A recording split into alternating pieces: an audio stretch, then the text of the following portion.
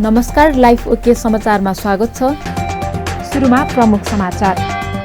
नेपालमा कोरोना संक्रमितको संख्या 10,000 नाग्यो। 10,000 संक्रमितमा 2224 निको भएर घर फर्कदा ज्यान गुमाउनेको संख्या 24। अङ्गीकृत नागरिकतामा गलत प्रचार गरिएको भन्दै सत्तारूढ दलको सांसदहरूको आपत्ति। संसदीय समितिबाट पारित भएको नागरिकताको विधेयकको राजपाद्वारा कडा विरोध। नागरिकताको विषयमा नेकपाले गलत संस्कार स्थापित गर्न खोजेको राजपाको आरोप। र साना 11 दलद्वारा काठमाडौँमा एमसीसीको विरोधमा एमसीसी सम्झौता खारेज गर्नुपर्ने कारण सहितको प्लेकार्ड प्रदर्शन। अब समाचार विस्तारमा। नेपालमा मंगलबार थप 538 जनामा कोरोना भाइरसको संक्रमण देखिएको छ। देशका विभिन्न स्थानमा रहेको प्रयोगशालामा गरिएको परीक्षणका क्रममा थप 538 जनामा कोरोना भाइरसको संक्रमण पोजिटिभ देखिएको स्वास्थ्य तथा जनसङ्ख्या मन्त्रालयले जनाएको छ। थपिएका 538 सहित नेपालमा संक्रमितको संख्या 10,079 पुगेको मन्त्रालयका प्रवक्ता डाक्टर जागेश्वर गौतमले जानकारी दिनुभयो। मंगलबार थप 76 जना उपचारपछि निको भएर डिस्चार्ज भएका छन्। यो सहित डिस्चार्ज हुनेको संख्या 2224 पुगेको छ। प्रवक्ता डाक्टर गौतमका अनुसार हालसम्म देशका रसुवा बाहेक 76 जिल्लामा संक्रमण देखिएको छ। त्यस्तै कोरोनाको कारण दैलेख दुल्लुका 1 पुरुषको मृत्यु भएको छ। प्रवक्ता गौतमले दैलेख 3 दुल्लुका 1 जना 45 वर्षीय पुरुषको कोरोनाको कारण मृत्यु भएको र नेपालमा कोरोनाको कारण ज्यान गुमाउनेको संख्या 24 पुगेको बताउनुभयो। बीपी कोइराला स्वास्थ्य विज्ञान प्रतिष्ठान धरानमा झापाका 1 पुरुष, सप्तरीका 2 पुरुष, सुनसरीका 2 महिला र 1 पुरुष, कोशी अस्पताल विराटनगर प्रयोगशालामा मोरङका 1 पुरुष, तेह्रथुमका 2 पुरुष, झापाका 8 महिला र 1 पुरुष, प्रादेशिक जनस्वास्थ्य प्रयोगशाला विराटनगरमा झापाका 2 पुरुष, मोरङका 1 पुरुष, गजेन्द्र नारायण सिंह अस्पताल राजविराज प्रयोगशालामा सप्तरीका 1 महिला र 16 पुरुष, अछामका 2 महिला र 3 पुरुष, बझाङका 2 महिला र 1 पुरुष, डडेलधुराका 1 महिला र 2 पुरुष, कैलालीका 6 महिला र 16 पुरुष र कञ्चनपुरका 3 महिला र 5 पुरुष गरी आज जम्मा 90 महिला र 448 पुरुष गरी जम्मा 538 जना संक्रमित हुनुभएको छ। र बागमती प्रदेशको रसुवा जिल्ला बाहेक अन्य 76 जिल्लाहरूमा कोभिड-19 को प्रभाव देखिएको छ। आज एउटा दुःखद खबर छ कि 1 जना संक्रमितको मृत्यु भएको छ। उहाँ दैलेख जिल्ला दुल्लु नगरपालिका वडा नम्बर 3 निवासी 45 वर्षका पुरुषको असार 8 गते बेलुका 9:30 बजे प्रादेशिक अस्पताल सुर्खेतको आइसोलेसनमा उपचार गर्दै मृत्यु भएको छ। निज व्यक्ति क्षयरोग तथा दमको बिरामी समेत हुनुहुन्थ्यो। निजलाई दुल्लु अस्पताल दैलेखबाट मिति 2077 असार 3 गते प्रादेशिक अस्पताल सुर्खेतमा थप उपचारका लागि रिफर गरिएको थियो। निजको मिति 2077 असार 3 गते स्वाबको नमुना सङ्कलन गरिएको र मिति 77 असार 4 गते कोरोना पोजिटिभ पुष्टि भएको थियो। यसरी मृत्यु हुनेहरूको संख्या जम्मा 24 पुगेको छ। मन्त्रालयका अनुसार हालसम्म पीसीआर विधिबाट 1,86,366 को परीक्षण र आरडीटी विधिबाट 2,71,000 भन्दा बढी परीक्षण भइसकेका छन्। त्यस्तै हाल 7,851 जना आइसोलेसनमा रहेको मन्त्रालयले जनाएको छ। अङ्गीकृत नागरिकतामा गलत प्रचार गरिएको भन्दै सत्तारूढ दलका सांसदहरूले आपत्ति जनाएका छन्। राष्ट्रिय सभाको मंगलबारको बैठकमा नेकपाका बेदुराम भुसालले नागरिकसँग वैवाहिक सम्बन्ध कायम गरेका विदेशी महिलालाई वैवाहिक अङ्गीकृत नागरिकता दिने विषयमा नेपालको संविधानले नै प्रष्ट गरेको र सोही आधारमा कानून निर्माणको प्रक्रिया अगाडि बढाइए पनि केही राजनैतिक दलले गलत प्रचार गरिएको बताउनुभयो। अङ्गीकृत नागरिकतालाई राजनैतिक बाहेक अन्य सबै प्रकारका अधिकार प्राप्त हुने भए पनि केही राजनैतिक दलले मुठभेड हुने जस्ता विषय उचालेर अनावश्यक हल्ला गरेको उहाँको आरोप थियो। नेकपाकै रामनारायण बिडारीले नेपालको राष्ट्रियतालाई कोही कसैले पनि कमजोर बनाउन नसक्ने जनाउँदै एक आपसमा मिलेर बसेका र एकअर्कालाई सम्मान गरेका नेपाली समाजबारे गलत मनासायको साथ प्रचार नगर्न सम्बद्ध पक्षको ध्यानाकर्षण गराउनुभयो। जहाँसम्म संविधान विपरीतको काम हो कि होइन भन्ने कुरा म यो हाम्रो संविधानको धारा 11(6) पढेर सुनाउन चाहन्छु अध्यक्ष महोदय। त्यसले के भन्छ भने नेपाली नागरिकसँग वैवाहिक सम्बन्ध कायम गरेकी विदेशी महिलाले चाहेमा सङ्घीय कानुन बमोजिम नेपालको अङ्गीकृत नागरिकता लिन सक्नेछ। यदि कसैले पनि नेपालको अङ्गीकृत नागरिकता लिन चाहने हो भने त्यसका निम्ति यो संविधानले सङ्घीय कानुन बनाउनका निम्ति सरकारलाई निर्देश गरेको छ, संसदलाई निर्देश गरेको छ यो संविधानले। यस अनुसार कानुन बनाउँदाखेरि, यस अनुसार यो संविधानको यो धारा अनुसारको कानुन बनाउन, सङ्घीय कानुन निर्माण गर्दाखेरि संविधान विपरीत काम हुन्छ भने के गर्दा संविधान अनुसार हुन्छ? म प्रश्न गर्न चाहन्छु।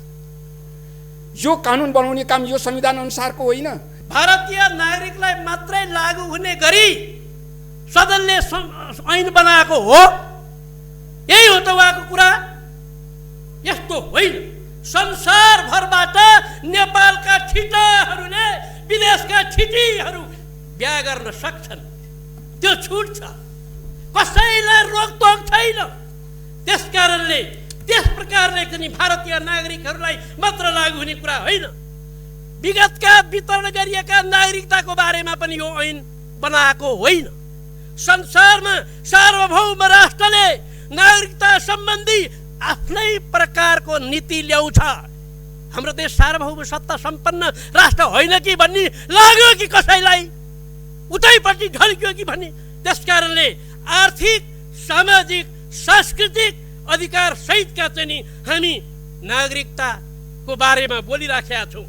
दक्षिण एसियामा कुनै पनि देश छैन अध्यक्ष महोदय त्यस्तो जहाँ निशर्त ज्याम्म बिहा गरेर ठ्याक्क नागरिक भयो, ठ्याक्क सांसद भयो, ठ्याक्क मन्त्री भयो। यस्तो छैन, दक्षिण एसियामै छैन, कहीँ पनि छैन। उहाँ चाहिँ पृथ्वीमा बाहिरको मान्छे हो त। अनि बेलायतमा शर्त सहित मात्रै अङ्गीकृत नागरिक दिने व्यवस्था छ त्यहाँको कानुन अनुसार। 3 वर्ष अनिवार्य बस्नै पर्छ, अङ्ग्रेजी भाषा बोल्न, पढ्न, लेख्न जान्नै पर्छ, त्यहाँको धर्म, संस्कृति, रीतिरिवाज स्वीकार गर्दछु भनेर सही गरेपछि मात्रै अनि दिन्छ। यति कुरो थाहा छैन उहाँलाई? अब अहिले संविधानमा भएका कुराहरूलाई संविधानमा कसैको पनि स्पष्ट आफ्नो मात्रै कुरा नभएको हुनाले त्यो साझा दस्तावेज भएको, तर ती दस्तावेजहरूलाई अहिले भत्काउने खालको चाहिँ कुराहरू पनि हामीले कतिपय विधेयकहरूमा हामीले देख्छौँ। यो बिचमा यो 2 वर्ष 2.5 वर्षको बिचमा आएका कतिपय धेरै विधेयकहरूमा ती सम्झौता, ती सहमतिहरूलाई भत्काउने गरी संविधानलाई नै त्यसको स्पिरिटलाई मार्ने गरी कतिपय विधेयकहरू हामी कहाँ आएकै छन्। राजपाका मृगेन्द्र कुमार सिंहले तराई मधेसका विभिन्न खहरे खोलाको कारण जनजीवन समस्यामा परेको र आरक्षणबाट आउने जंगली जनावरले खाद्य उपज सखा पारेकाले समस्या समाधानका लागि सरकारको ध्यानाकर्षण गराउनुभयो। राष्ट्रिय जनता पार्टी नेपालका सांसद महेन्द्र राय यादवले संसदीय समितिबाट पारित भएको नागरिकता विधेयकको कडा विरोध गर्नुभएको छ। प्रतिनिधि सभाको मंगलबारको बैठकमा यादवले सत्तारूढ नेकपाले नागरिकताका विषयमा विगतमा भएको सहमति उल्लङ्घन गरी गलत संस्कार स्थापित गर्न खोजेको आरोप लगाउनुभयो। उहाँले 62-63 को दोस्रो जनआन्दोलनपछि तत्कालीन प्रमुख राजनैतिक दलबीच नागरिकताका सम्बन्धमा भएको सहमति अनुसार नै नागरिकताको प्रावधान कायम राख्न आग्रह गर्नुभयो। उहाँले सरकारले तराई मधेसका नागरिकलाई अन्याय गर्न खोजेको र वैवाहिक सम्बन्धलाई समेत खलल पार्न खोजेको आरोप लगाउनु भएको छ। भनेको वैवाहिक अङ्गीकृतको लागि हो। सहमत यसले के हुन्छ भने वैवाहिक अङ्गीकृत भारतसँग विशेष हाम्रो सम्बन्ध छ, नाताको सम्बन्ध छ, बेटी रोटीको सम्बन्ध छ, त अन्य देशसँग पनि सम्बन्ध छ। नेपाली जनताको चाहे हिमालमा बस्ने, पहाडमा बस्ने, तराई मधेसमा बस्ने, जुनसुकै भूगोलमा बस्ने सबैको सम्बन्ध सबै देशसँग हुन सक्छ। त्यसकारणले यसरी अहिले जुन प्रकारको 7 वर्षको होइन समय तोकिएको र जसरी बहुमतबाट आएको छ, म भन्न चाहन्छु सरकारले गम्भीरता साथ यसमा छलफल गरेर सहमति गर्न सकिन्छ। सहमतिको बाटो सरकारले खोज्नु पर्दछ। होइन भने सरकारले यो सहमतिको वातावरण खोजेन भने हामी यो विश्वास तुन सक्छौँ कि सरकारलाई हामीलाई फेरि आन्दोलन गर्न सदनदेखि सडकमा जाऊ भन्न खोजेको। के को सरकारले गर्न खोजेको? नेपाल भारतको अहिले भर्खरै कालापानीको समस्याको सभामुख महोदय सकिसके। कालापानीको समस्यामा हामी राष्ट्रिय एकताको भाव व्यक्त गर्यौँ। हामी आफ्नो भूमिको लागि एकबद्ध भयौँ। के यो नागरिकता अङ्गीकृत नागरिकताको कारणले यो सरकारले नेपाल भारतको सम्बन्ध तोड्न चाहन्छ? मधेसीसँग गरेका सम्झौताहरू, मधेसी मोर्चासँग गरेका सम्झौता र सहमतिहरू तोड्न चाहन्छ। त्यसकारण यो नागरिकताको सवाल भनेको अहिले मधेसमा मधेसमा फेरि द्वन्द्वको स्थिति सृजना भइरहेको छ। यसको जिम्मेवारी कसले लिने सभामुख महोदय? म भन्न चाहन्छु यो सरकारले यसको जिम्मा लिनुपर्दछ। हामी चाहन्छौँ कि देशमा शान्ति र समृद्धिको लागि, देशमा राष्ट्रिय एकताको लागि सरकारले संविधान संशोधनको माग पूरा गर्न सकेन, नागरिकताको विषयमा सहमतिको दस्तावेज तोड्न लागिरहेको छ कि हामी जिम्मेवार हुन्छौँ। त्यसकारणले सरकार अहिले गम्भीर भएर यसमा सोच्नुपर्छ सभामुख महोदय।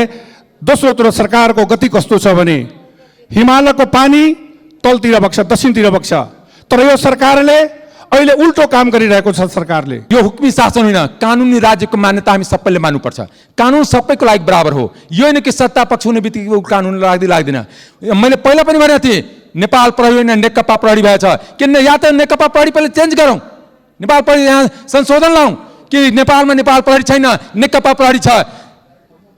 पछि चेन्ज भइसकेपछि जनताले पनि चित्त बुझाउँछ कि एउटै पार्टीको प्रहरी छ, पार्टीले जे आदेश दिन्छ। किनकि यो जसरी चाइनिज कम्युनिस्ट पार्टीको हिसाबले नेकपाको सरकार चल्न चाहेको छ कि पार्टीले निर्देशन दिने सरकार त्यही अनुसार चल्ने, सचिवालयले निर्देशन दिने नियम कानुन त्यही अनुसार पास हुने। त्यस्तै हुँदा सरकारले निर्देशन दिने, पार्टीले निर्देशन दिने, पुलिसहरू पनि निर्दोष मान्छेलाई मुद्दा लगाउने र थुन्ने काम भइरहेछ। त्यो आपत्तिजनक छ।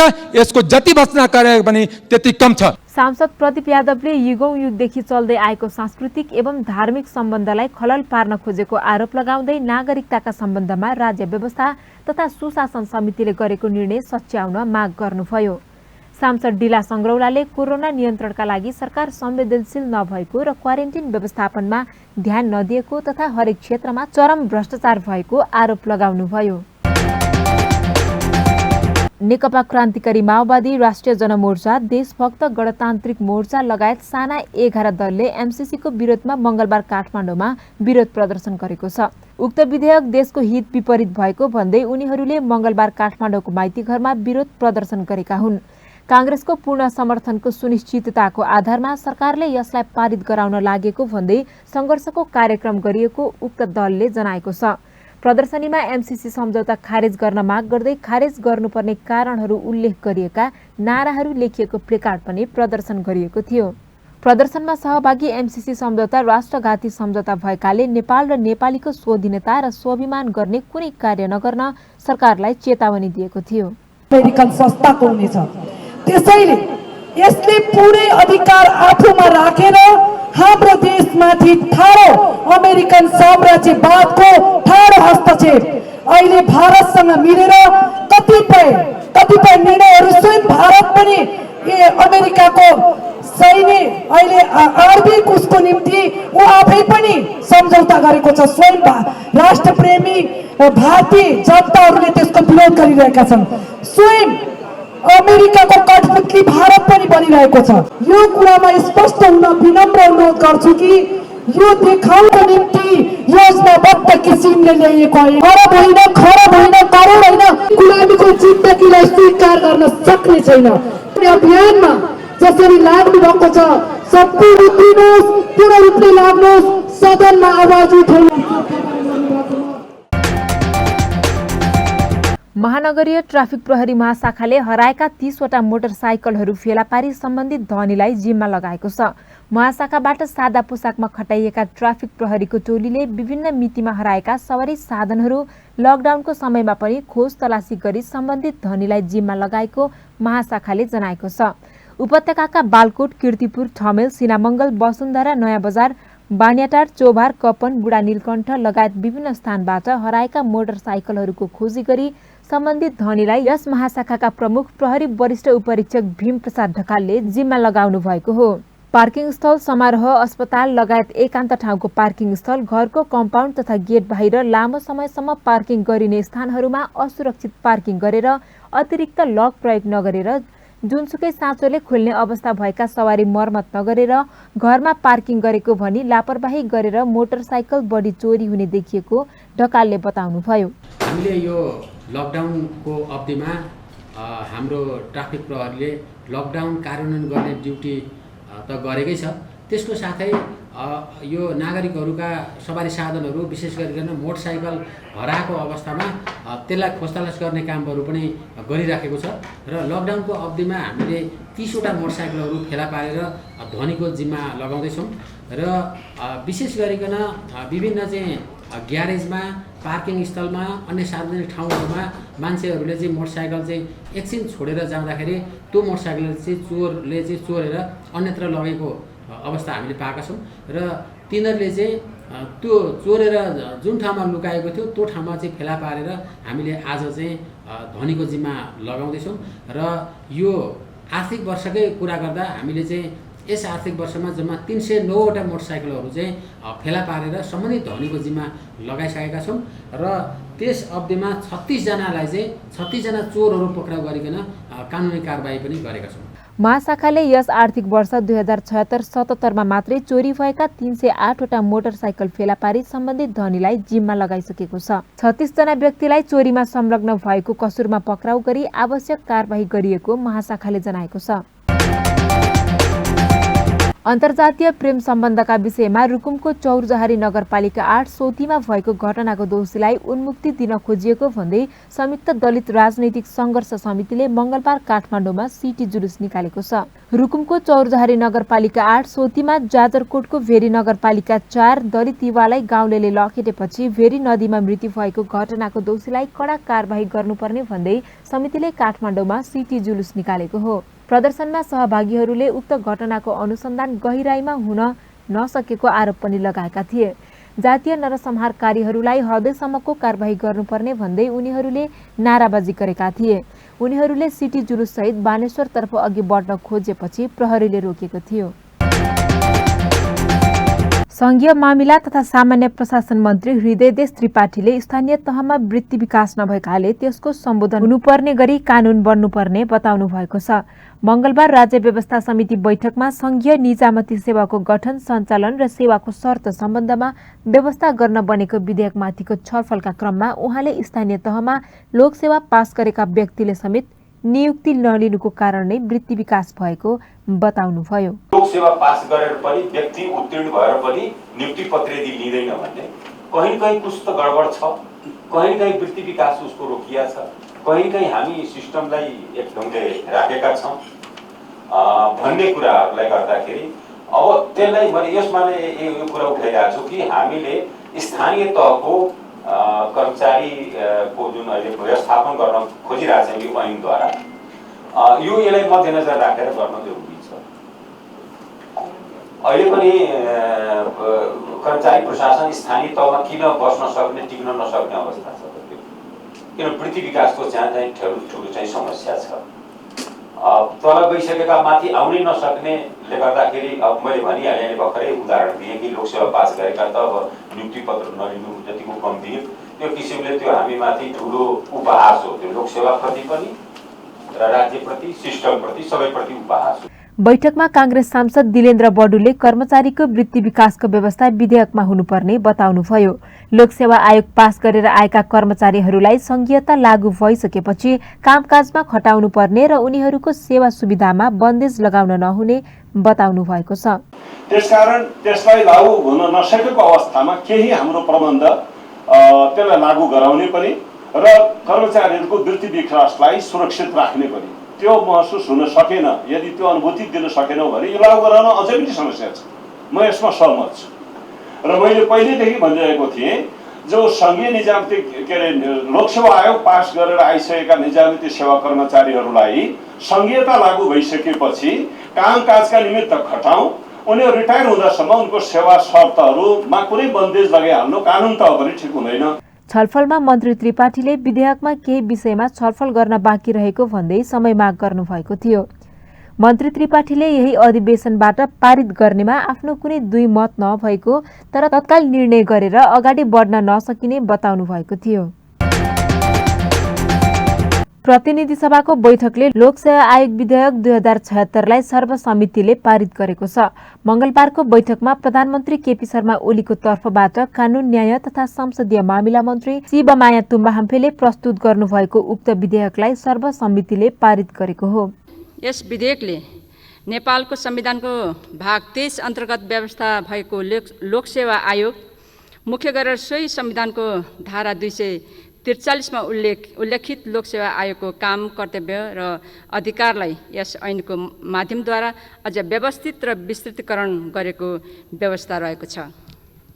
सरकारी सेवा अर्थात् निजामती सेवाको पद बाहेक नेपाली सेना, नेपाल प्रहरी, सशस्त्र प्रहरी बल, नेपाल लगायत अन्य सङ्घीय सरकारी सेवा र सङ्गठित संस्थाको पद पूर्तिका लागि लिइने लिखित परीक्षा सञ्चालन गर्दा, अन्तर्वार्ता समिति गठन गर्दा र नतिजा प्रकाशन लगायत नियुक्तिको सिफारिस गर्दा अवलोकन गर्ने विभिन्न प्रक्रिया तथा विधिलाई पारदर्शी, निष्पक्ष तथा योग्यतामा आधारित भई छनौट गर्ने कार्यलाई यस विधेयकले बढी महत्त्व दिएको अवस्था छ।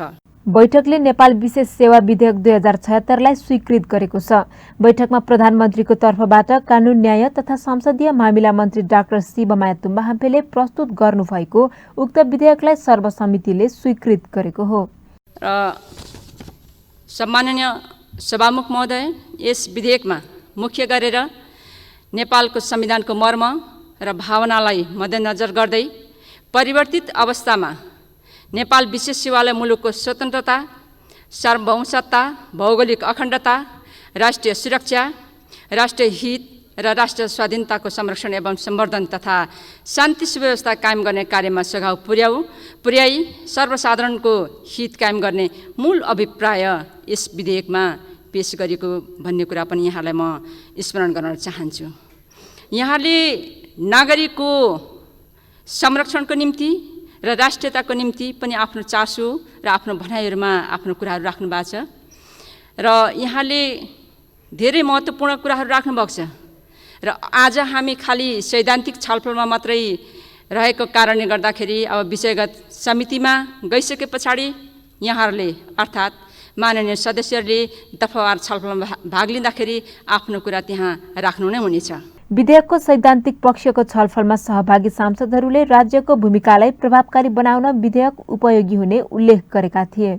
बैठकले सङ्घ, प्रदेश र स्थानीय तह समन्वय तथा अन्तर्सम्बन्ध विधेयक 2077 लाई बहुमतले पारित गरेको छ। राज्य व्यवस्था समितिले नेपाल नागरिकता ऐन संशोधन विधेयक सम्बन्धी समितिको प्रतिवेदन प्रतिनिधि सभामा पेश गरेको छ। प्रतिनिधि सभाको मंगलबारको बैठकमा राज्य व्यवस्था तथा सुशासन समितिका सभापति शशि श्रेष्ठले नेपाल नागरिकता विधेयक सम्बन्धी समितिको प्रतिवेदन पेश गर्नुभएको हो। प्रतिवेदन पेश गर्दै समिति सभापति श्रेष्ठले लामो समय सहमतिका लागि कुर्दा विधेयक पेश गर्न ढिलाइ भएको बताउनुभयो। सहमतिका लागि अन्तिम समयसम्म प्रयास गरे तापनि सहमतिमा पुग्न नसकिएकोले अन्त्यमा समितिमा सहमति हुन नसकेको उक्त विषयमा समितिका केही मान्य सदस्यहरूको फरक मतसहित लोकतान्त्रिक विधिबाट तथा अन्य सबै विषयहरू सर्वसम्मतिबाट नेपाल नागरिकता ऐन 2063 लाई संशोधन गर्न बनेको विधेयक सम्बन्धी प्रतिवेदन पारित भयो। कानुन निर्माण गर्ने कार्य आफैमा सजिलो नभए तापनि समितिमा प्राप्त संशोधनहरूलाई संविधानको मर्म र भावना अनुसार न्यायोचित ढङ्गले विधेयकमा समावेश कार्यमा निरन्तर खती समितिको बैठकलाई उपलब्धिमूलक बनाउनु हुने समितिका मान्य सदस्यहरू र समितिको बैठकमा निरन्तर उपस्थिति भई आफ्ना संशोधनका विषयहरू प्रस्तुत गर्नुहुने संशोधनकर्ता मान्य सदस्यहरूले पुर्याउनु भएको योगदानप्रति म हार्दिक आभार व्यक्त गर्न चाहन्छु। समितिका छलफलमा सक्रिय सहभागिता जनाउँदै समितिबाट आएका सुझावहरूलाई ग्रहण गरी सकारात्मक योगदान दिनुहुने माननीय गृहमन्त्रीज्यूलाई हार्दिक धन्यवाद दिन चाहन्छु। 2075 साल भदौमा प्रतिनिधि सभाले नेपाल नागरिकता ऐन 2063 लाई संशोधन गर्न बनेको विधेयकमाथि प्राप्त संशोधन सहित दफावार छलफलका लागि सम्बन्धित समितिमा पठाउने निर्णय गरेको थियो। मंगलबार सुनको मूल्यमा 400 ले गिरावट आएको छ। सोमबार प्रति तोला 91,000 मा कारोबार भएको सुनको मूल्य मंगलबार एकै दिन 400 ले घटेर छापावाल सुन प्रति तोला 90,600 मा कारोबार भइरहेको छ। त्यस्तै तेजाबी सुनको मूल्य 90,160 रुपैयाँमा कारोबार भइरहेको नेपाल सुनचाँदी व्यवसायी महासंघले बताएको छ। चाँदी मंगलबार 10 रुपैयाँले घटेर प्रति तोला 940 रुपैयाँमा कारोबार भइरहेको छ। नेपाल राष्ट्र बैंकले मंगलबारका लागि विदेशी विनिमय दर सार्वजनिक गरेको छ। अमेरिकी डलर 1 को खरिद दर 121 रुपैयाँ 34 पैसा र बिक्री दर 121 रुपैयाँ 94 पैसा रहेको छ। युरो 1 को खरिद दर 136 रुपैयाँ 08 पैसा र बिक्री दर 136 रुपैयाँ 75 पैसा रहेको छ। अस्ट्रेलियन डलर 1 को खरिद दर 83 रुपैयाँ 43 पैसा र बिक्री दर 83 रुपैयाँ 87 पैसा रहेको छ। त्यसैगरी चाइनिज यान 1 को खरिद दर 17 रुपैयाँ 15 पैसा र बिक्री दर 17 रुपैयाँ 24 पैसा रहेको नेपाल राष्ट्र बैंकले जनाएको छ।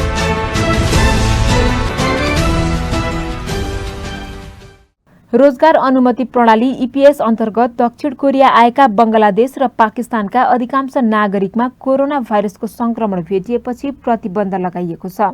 शनिबार र आइतबार दुवै देशबाट आएका 31 जनालाई भाइरसको संक्रमण पुष्टि भएको थियो।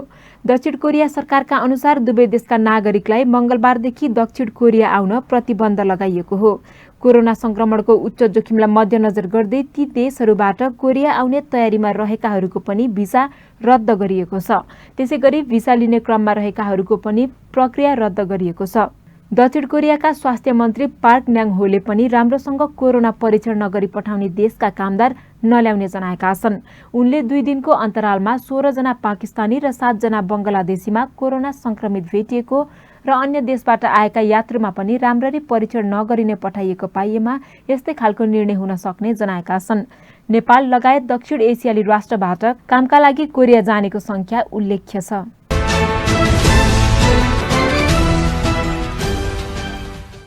साउदी अरबले कोरोना भाइरसको संक्रमण नियन्त्रणमा राख्न इस्लाम धर्मावलम्बीहरूको महान धार्मिक यात्रा हजका लागि अन्तर्राष्ट्रिय श्रद्धालुको प्रवेशमा रोक लगाएको छ। साउदी अरबको सरकारी मिडियाले सोमबार सरकारी अधिकारीहरूलाई उद्धृत गर्दै निर्णय सार्वजनिक गरेको हो। साउदी अरबमा रहेका सीमित श्रद्धालुलाई मात्रै हजका लागि मक्का पुग्न दिइनेछ। हज पूर्ण रूपमा नै रद्द हुन सक्ने आकलनबीच साउदी सरकारले यस प्रकारको निर्णय गरेको हो। वार्षिक धार्मिक उत्सवमा सहभागी हुन करिब 20 लाख भन्दा बढी श्रद्धालु पवित्र शहर मक्का र मदिना पुग्ने अनुमान गरिएको थियो।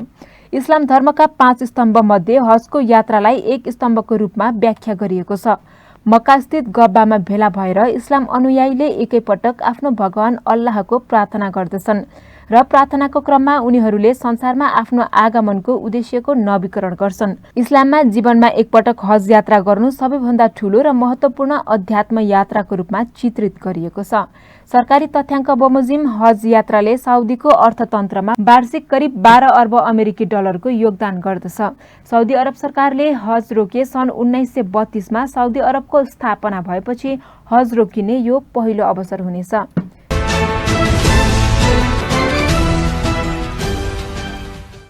विश्व स्वास्थ्य संगठनले डेक्सामिथेसोनको उत्पादन तीव्र बनाउन आग्रह गरेको छ। बेलायत स्थित अक्सफोर्ड विश्वविद्यालयको अध्ययन र परीक्षणले डेक्सामिथेसोनको प्रयोगले कोरोना भाइरसका जटिल बिरामी बाँच्न सक्ने पर्याप्त सम्भावना देखिएपछि विश्व स्वास्थ्य संगठनले यस्तो आग्रह गरेको हो। शोध र परीक्षणबाट आएको तथ्याङ्कले कोरोना संक्रमित बिरामीका लागि अत्यन्तै आवश्यक भइसकेको उत्सव हुने जेनेभामा आयोजित भर्चुअल पत्रकार सम्मेलनको क्रममा विश्व स्वास्थ्य संगठनका प्रमुख टेड्रस अधनम गेब्रेससले यस्तो बताउनु भएको हो। बेलायतमा परीक्षणपछि देखिएको नतिजाले डेक्सामिथेसोनको माग अचानक बढेको छ। श्वास लिन कठिन हुने बिरामीलाई मात्रै डेक्सामिथेसोन चिकित्सकहरूको निगरानीमा प्रयोग गरिनुपर्ने परीक्षणपछि बेलायती विज्ञहरूले सुझाव दिएका छन्। यद्यपि डेक्सामिथेसोनको प्रयोग हल्का लक्षण भएका र बिरामी भएकामा भाइरस निर्मलीकरणमा सघाउने पुष्टि भइसकेको छैन।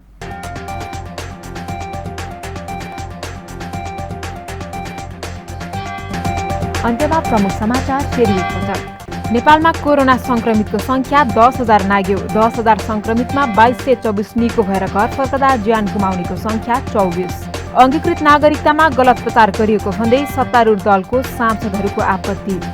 संसदीय समितिबाट पारित भएको नागरिकताको विधेयकको राजपाद्वारा कडा विरोध। नागरिकताको विषयमा नेकपाले गलत संस्कार स्थापित गर्न खोजेको राजपाको आरोप। र साना 11 दलद्वारा काठमाडौँमा एमसीसीको विरोधमा एमसीसी सम्झौता खारिज गर्नुपर्ने कारण सहितको प्लेकार्ड प्रदर्शन।